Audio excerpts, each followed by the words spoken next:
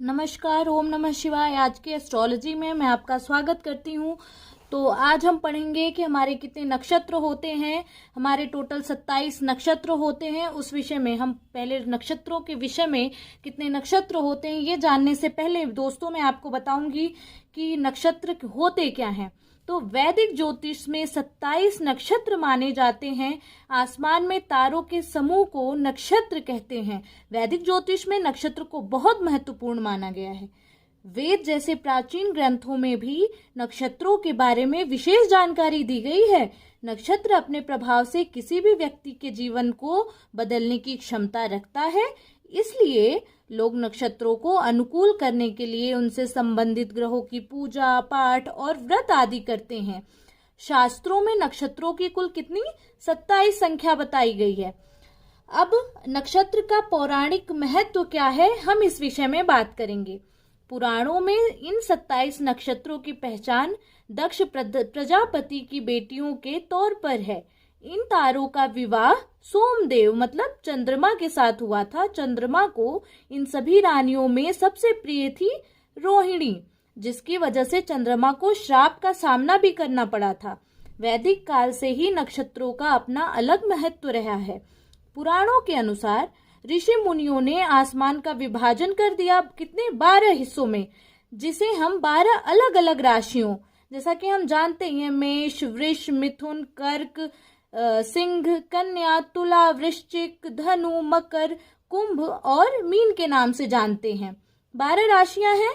अभी हमने बात की थी पिछले वीडियो में, तो 12 अलग अलग राशियों में इनका विभाजन हुआ।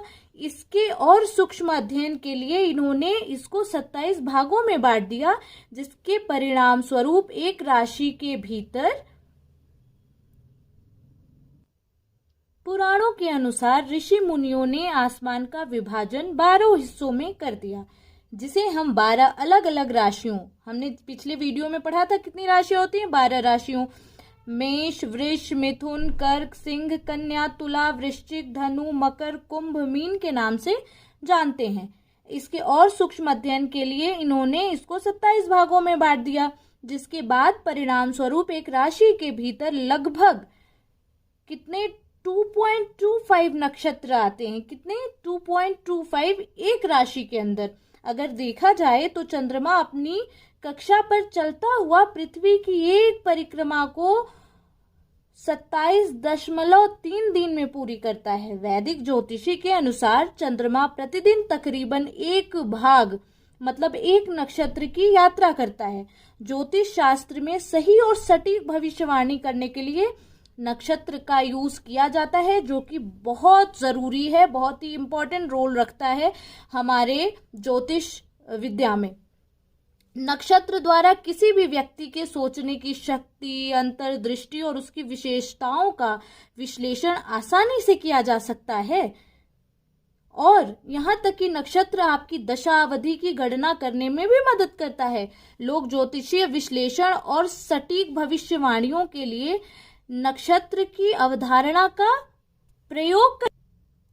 यदि आप आकाश को 12 समान भागों में विभाजित करते हैं तो प्रत्येक भाग को राशि कहा जाता है। चूंकि हमारी कितनी राशियां हैं, 12 राशियां हैं, लेकिन अगर आप आकाश को 27 समान मतलब बराबर भागों में विभाजित करते हैं तो प्रत्येक भाग को नक्षत्र कहा जाता है। जैसा कि हम सभी जानते हैं कि आकाश किसी भी वृत्तीय आकार की तरह 360 डिग्री का होता है। अब यदि हम 360 डिग्री को 12 भागों में बांटते हैं तो हमें एक राशि चिन्ह 30 डिग्री के रूप में प्राप्त होता है।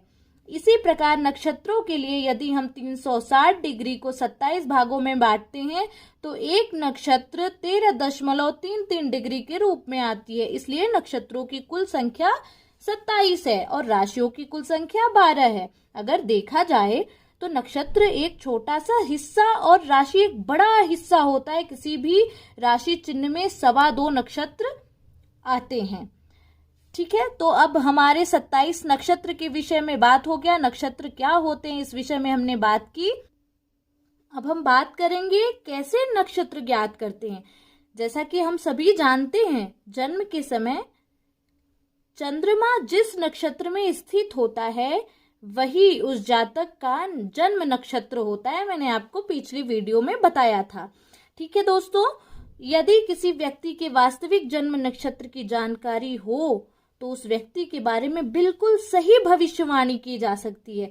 आपके नक्षत्रों की सही गणना आपको काफी लाभ पहुंचा सकती है। साथ ही आप अपने अनेक प्रकार के दोषों को, नकारात्मक प्रभावों से को दूर करने का उपाय भी ढूंढ सकते हैं। सभी नक्षत्रों के अपने शासक ग्रह और देवता होते हैं। विवाह के समय भी वर और वधू का कुंडली मिलान करते समय नक्षत्र का सबसे अधिक महत्व होता है। तो नक्षत्र के विषय में आज के लिए इतना ही। कल के वीडियो में मैं आपको नक्षत्र 27 नक्षत्र और उस नक्षत्र के ग्रह स्वामी के विषय में बताऊंगी। आज के लिए इतना ही। नमस्कार, ओम नमः शिवाय। अगर आपको ये इन्फॉर्मेशन ज़रा भी यूज़फुल लगती हो तो मुझे लाइक करें, सब्सक्राइब करें और शेयर करें। धन्यवाद।